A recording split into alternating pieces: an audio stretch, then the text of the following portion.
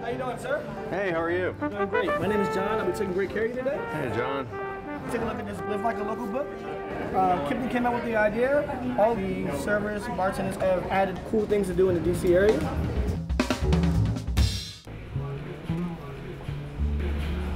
That's good, man. I get to have some on. Okay, I'm gonna go grab the lavender. Thanks, buddy. Hey, chef. What's up, John? How's it going in there?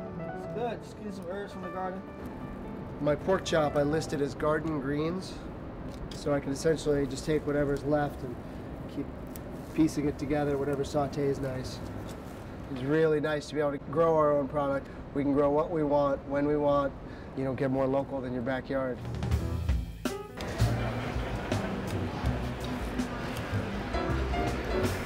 So we use a couple different local oysters, one of which is the Old Salts from Rappahannock, Virginia. I really like a high salinity oyster. Both work in the Chesapeake Oyster Recovery Program.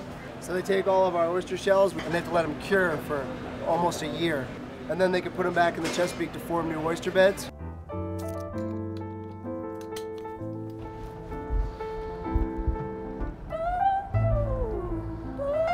There just aren't enough wild oyster bars out there to help the population rebound. The wild population right now is about less than 1% of what it was in 1900. When you dredge the oyster bars, you're taking away the habitat. The more shells we put back in the bay, the more habitat. Around every turn, you're going to have a different salinity. If you went, 100 miles back up that way, you'd get to the Blue Ridge Mountains. So the Rappahannocks have a kind of an underlying mineral taste to them.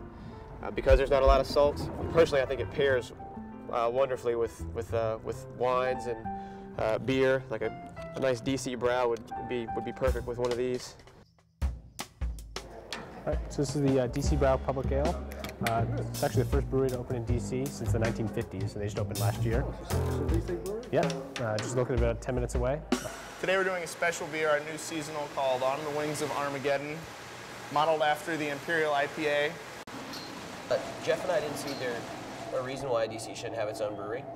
Nobody had started a brewery for Washington, D.C., which we thought was a little strange because it is the capital of the country and it's got such an identity. We thought it should definitely have a brewing identity as well.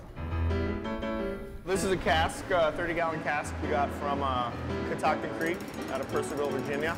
This is another local tie-in for us. After 6 months of aging in this barrel, we can't use this barrel again. DC Brow, in fact, is taking all of our barrels these days, and then they can age beer in them. I like to lean on the barrels casually. Ladies, I'm going to make DC's native cocktail for you today. It's the Gin Ricky. And to stick for the local flavor, we're going to use Catoctin Creek Gin. Piece of DC history. Yeah. So I have your Bro Vineyards, Jolie Blanc. Bro is actually located in Purcellville, Virginia. They work primarily with French hybrid varietals. Stands up to Virginia's climate a little bit better. Goes really well with shellfish, so it's got Virginia wine with Virginia oysters. Okay, we're gonna be making our spit roasted pork chop. We get our pork chops from Dorsey Farms. Take the whole pork loin and we brine it for 24 hours and spit roast it over a fire, and then we cut it into chops. There you have it.